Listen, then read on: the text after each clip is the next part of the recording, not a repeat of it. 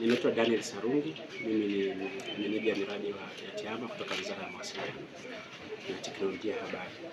Wizara ya Mawasiliano inaendelea na utekelezaji wa mkakati wa uchumi wa kidijitali ambao ulizinduliwa na Mheshimiwa Rais mwaka 2024 kwa malengo kadhaa. Lengo la kwanza ilikuwa ni kuhakikisha kwamba huduma zote zinapatikana kidijitali na wananchi anapata huduma kwa haraka, kwa ufanisi popote alipo. Lakini lengo la pili ni kuhakikisha kwamba TEHAMA pia inachangia katika uchumi wa kidijitali, katika pato la taifa la nchi, ambapo katika utekelezaji huo wizara kupitia mradi wa Digital Tanzania Project imefanya jitihada mbalimbali ambazo zinasaidia sekta mbalimbali nchini.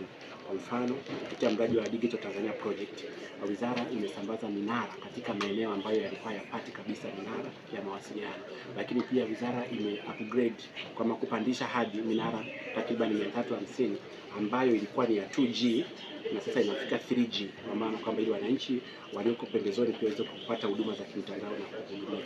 Lakini wizara pia kupitia mradi wa DTP imeweza upgrade kwa maana ya kuboresha vituo mbalimbali vya kutunza taarifa kwa maana data center, ili waweze kuchakata taarifa nyingi kwa wakati mmoja tunapoelekea katika mifumo ya kidijitali na kuwa na big data, ambapo sasa wizara pamoja na hayo mengine pia imeendelea kutoa elimu kwa wataalamu mbalimbali nchini. Takriban wataalamu 500 wamepewa mafunzo mbalimbali ya muda mfupi na muda mrefu, na katika kuhakikisha kwamba wanaelewa hii teknolojia inayoibukia vizuri.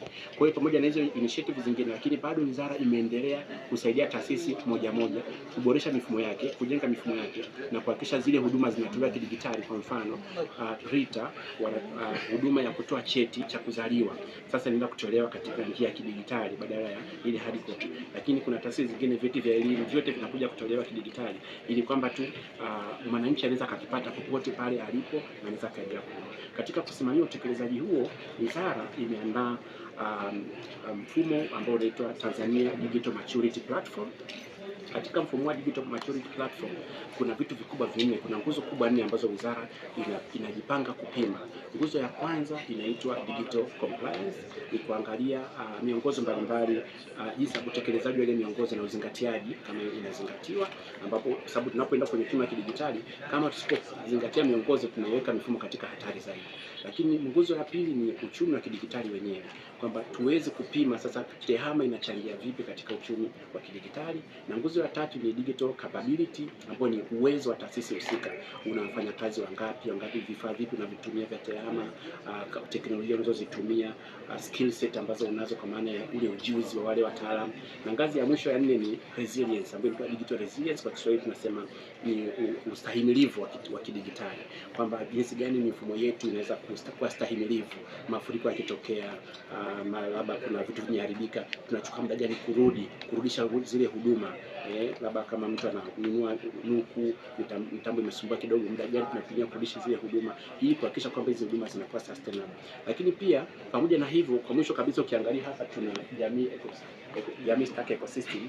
Huu ni mjumuisho wa miundombinu mbalimbali ambayo imejengwa kwa ajili ya tunapozungumzia uchumi wa kidijitali na mageuzi ya kidijitali nchini, tunazungumza mifumo kusomana.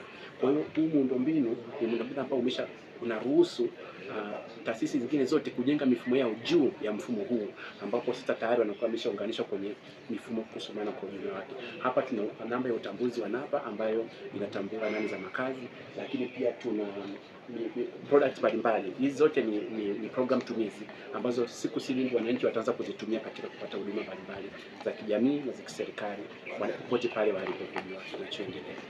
Labda ningetaka kufahamu jamii stack